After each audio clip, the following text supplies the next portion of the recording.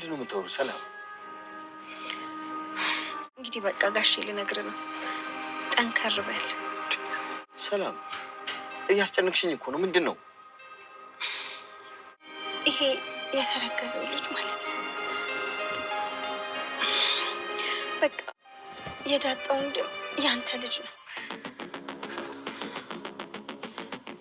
ይህን ችግር ራሱ መሸከም አቅቶኛል። ሌላ ችግር መሸከም አልችልም። ቆይ የምን ችግር ነው? ምንድነው ችግሩ? እኔን ካችን አንጻር ምን አደረኩ?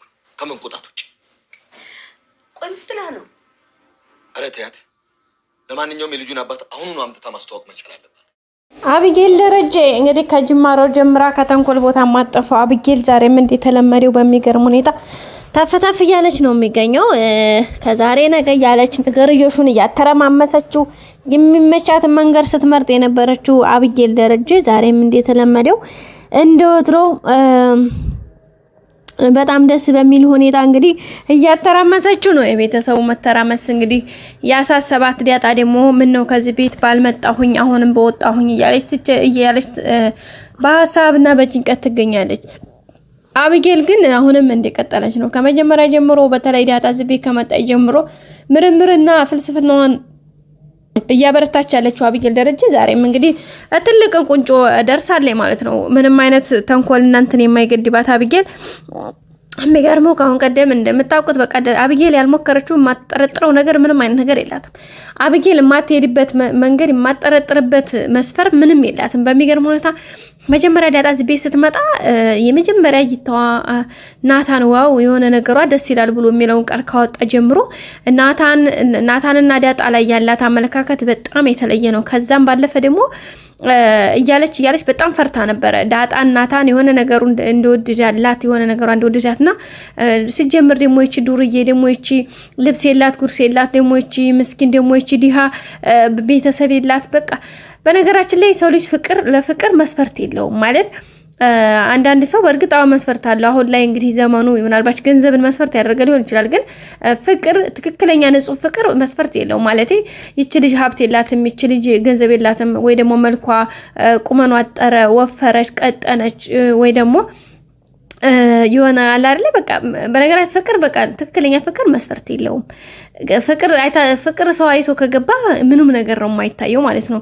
የሆነ ነገር ገንዘብ ወይ ደግሞ የሆነ ጥቅምን ተከትሎ የገባ ነገር ደግሞ ሰንበት ሲባል ማለት ነው የቁመቷ ማጠር፣ የመልኳ መጥቆር ወይ ደግሞ ያለባበሷ ውፍረቷ፣ ቅጥነቷ የወንዱም እንደዛው ያ ነገር መታየቱ ስለሚመጣ ከገንዘቡ ጎን ለጎን ፍቅርን በጣም የሌለ ነው የሚቀዘቅዘው ማለት ነው። ስለዚህ ንጹህ ፍቅር ከሆነ ግን መስፈርት እናንተን የገንዘብ የእንትን ገደብና እርከን የለውም።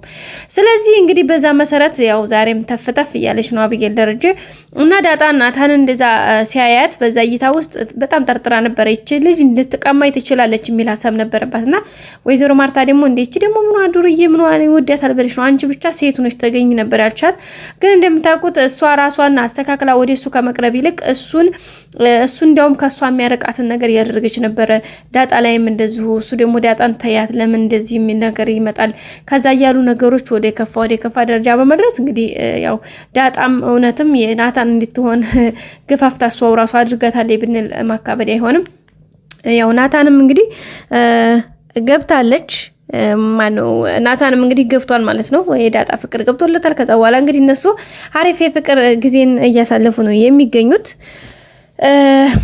ምን ዋጋ አለው ግን እንትና ብቻዋን እንግዲህ እየተንጨረጨረች ነው የምትገኘው። ምክንያቱም እየተሳካላት አይደለም። በምንም ሁኔታ ምንም ነገሩ እየተሳካላት አይደለም። ምክንያቱም ሁኔታ ነገሩ በጭራሽ ነው እየተሳካ ያለ አይደለው።